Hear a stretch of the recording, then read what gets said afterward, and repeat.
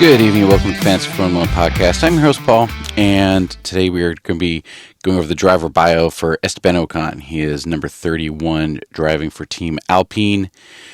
We're going to go over his 2023 results and his performance and how that translates to Fantasy Formula 1 points and see what we can derive and hopefully predict for the 2024 season. So for 2023, his initial value was $9.4 million. And in case anybody's uninitiated, you start with a $100 million budget. So he took about a tenth of the budget starting out, and he finished the year at $13.5 million. So he went up about 4.1, and so he would end up being close to 14% of your overall budget for the year. So we're gonna go race by race and see how he did. Kicking off with Bahrain, round one.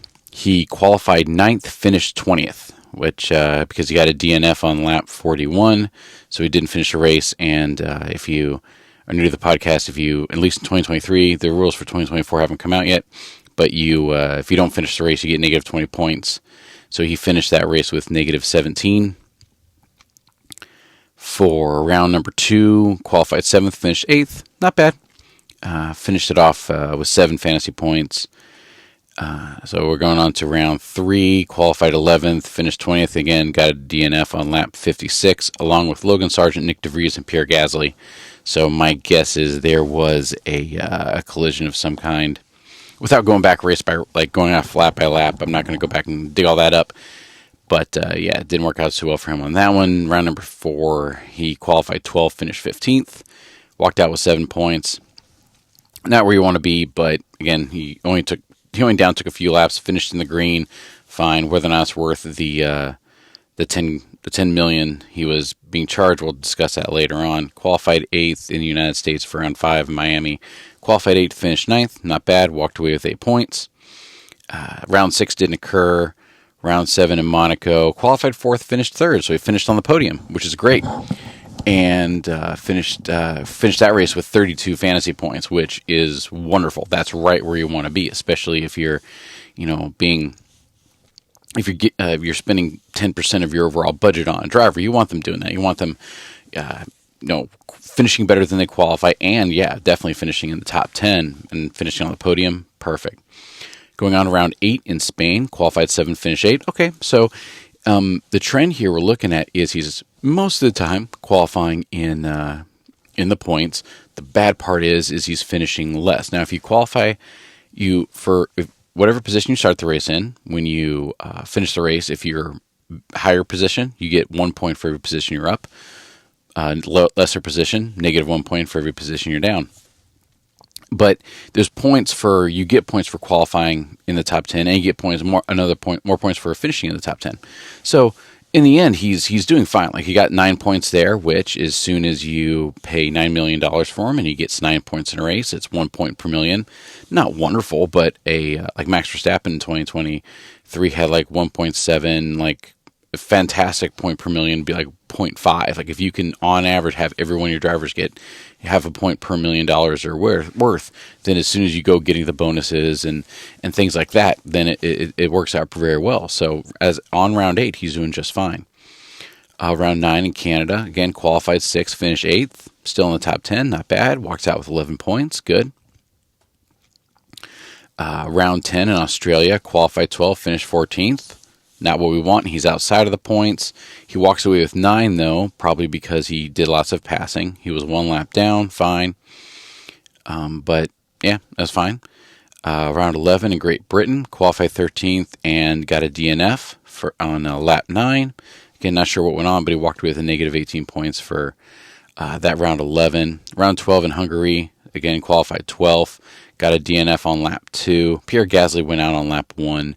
So my guess is they had some contact there. Don't know that for sure. But finished the weekend with negative 19 points. Not what you're looking for. Qualified 15, finished 8th. Wonderful. Perfect. On round 13 in Belgium, 23 points. Perfect. Round number 14 in the Netherlands, qualified 17th, finished 10th. Wonderful. 26 points. Climbing it up. Wonderful. Round 15 in Italy, qualified 18th, finished 20th. He got a DNF on lap 39. Looked like a solo DNF. I'm not sure what the driver was of that.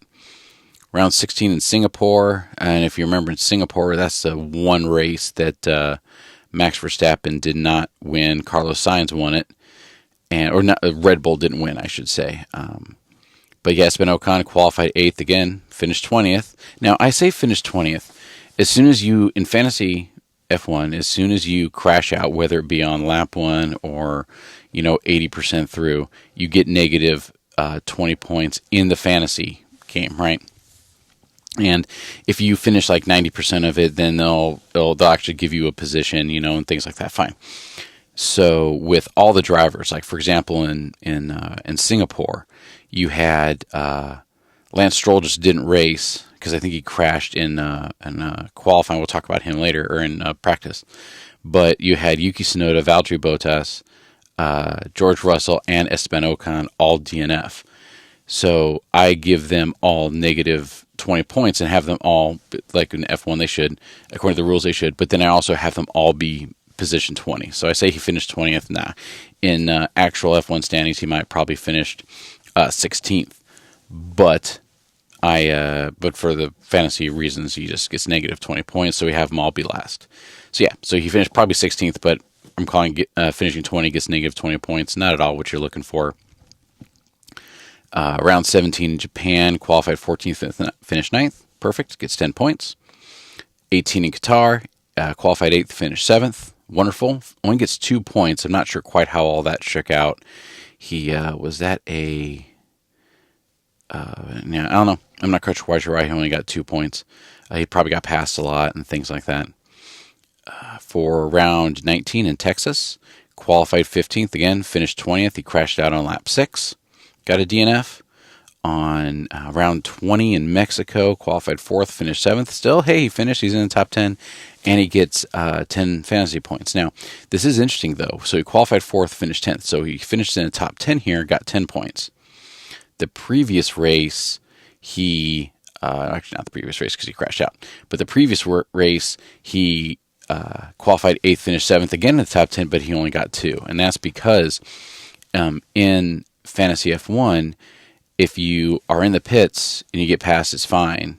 But every pass you make on merit, or every time you get passed on merit, you get positive or negative 1 point. So it is possible for people to be passed multiple times throughout the race and gain or lose a whole bunch of points. Round 21 in Brazil, qualified 17th, finished 13th. Perfect. Got 17 points. Las Vegas, qualified 17th, finished 4th. Las Vegas in 2023 was the first year they were having the race in Vegas, and there was a lot of controversy going into. There were some issues with the track. No one had ever raced there before. Everything was equal, and this is pretty good because since everybody was a rookie on that track, he finished 4th, which is wonderful. He got 40 points, which is huge. That is an amazing thing, especially for somebody who's worth, who's only at this point is probably closer to 13 million. Getting 40 points is wonderful. Then the last race of the season, Abu Dhabi, qualified 15th, finished 11th, and only got 2 points. I'm not sure why that worked out that way. So the trend we're seeing is he's usually, if he's in the top 10, he usually qualifies worse than he did. But if he qualifies in the middle of the bottom 10, then he'll usually go up or he'll crash out. So let's go ahead and look at his end of the year total stats. So he completed 22 rounds. He raced 22 rounds. He overtook 121 times, which is very, very good. Average overtakes per race, 5.5. Fine. He made 1 podium, which is awesome. So he makes podiums about 5% of the year, which, again, if it's just, $10 million, $13 million, that's great. Here's the stat that gets it, though. He had 6 DNFs. 27% of the races he raced, he didn't finish, which is now, and I've mentioned this before, but I'm going to keep mentioning it. DNFs, or do not finish in fantasy F1 is different than in the actual Formula One racing, right? In actual F1, if you're a driver who, since you only get points for the top 10, if your team knows you're not going to make it into the points and you have anything wrong with your car, they might just choose to retire you to save the car, save the wear and tear, save the thing, whatever. And it doesn't hurt. Like, it might not be impressive, but they don't get penalized whether you finish 20th or you finish 11th, as far as the championship points are concerned, it's all the same. Unless I'm wrong, I don't think I am, but it's all the same. But and then there's morale, and there's like different incentives and things like that. But some teams, like Haas, for example, they're not trying. Yes, they're just trying to get into the points, right? Like Williams, they're just trying to get with Logan Sargent. They're trying to get into the points with Esteban Ocon here. They're trying to move their way up the points and stay in the points. So as soon as you're going to be finishing 15, 16, 17, and there's anything wrong with the car, they'll probably just retire you, which is smart for them, but not really smart for us, because as soon as you start getting retired, then you start getting those negative 20 points. So he downtook, if he retired 6 times and you get negative 20 points, that means he's missing out on 2 times 6 is 120 fantasy points that he would have gotten if he hadn't retired. So let's look at the rest of his stats real quick. Percent in the bottom 10 and didn't DNF 20%. Okay, cool. But that's an interesting stat too. What it means is he usually, if he finishes in the bottom 10%, 80% of the time, and did not DNF, 80% of the time, if he finishes in the bottom 10, he crashed out, which stinks. So, driver of the day once, okay, fine. End of year cost 13.5. We talked about it. End of the year fantasy points is 120. 40 of those were gotten on one race. Not bueno there. And if you notice the number he crashed out 6 times. That's 120. He would have doubled his fantasy points if he hadn't gotten any DNFs. If he had doubled his fantasy points, then his points per million, what he finished the year, is 0.4, right? If he hadn't crashed out, he would have been at 0.8, because he would have gotten double the points. And if he had done that, then he would have been in the same sort of tier as he'd been right there on par with George Russell. He would have gotten more fantasy points than he would have gotten a better point per million than Lance Stroll. He would have been just a few points behind Carlos Sainz. So he was fully capable when he didn't crash. If all those races he hadn't crashed, he had just raced on average the way he had the rest of the time. Yeah, man, he would have been right up there with Lance Stroll, Carlos Sainz. It would have been great, but because he crashed, as far as fantasy F1 is concerned, because he crashed, that's what crippled him. So, hopefully, crippled the season, I should say. Hopefully, in 2024, that's not the way it is. Some people, I know I have, like within my circle, some people just really go for Ocon, and not last year, but the year before, I think it was. I had him for a while, and as soon as he can just avoid the DNFs, and he'll be a solid player. I think him starting out at $9 million, if without the DNFs, for $9 million, solid value, absolutely. But again, based on this, we can assume he's going to crash out and cost you half of his points throughout the course of the season. Well, thanks for listening. Hope you enjoyed it. See you next time. Cheers.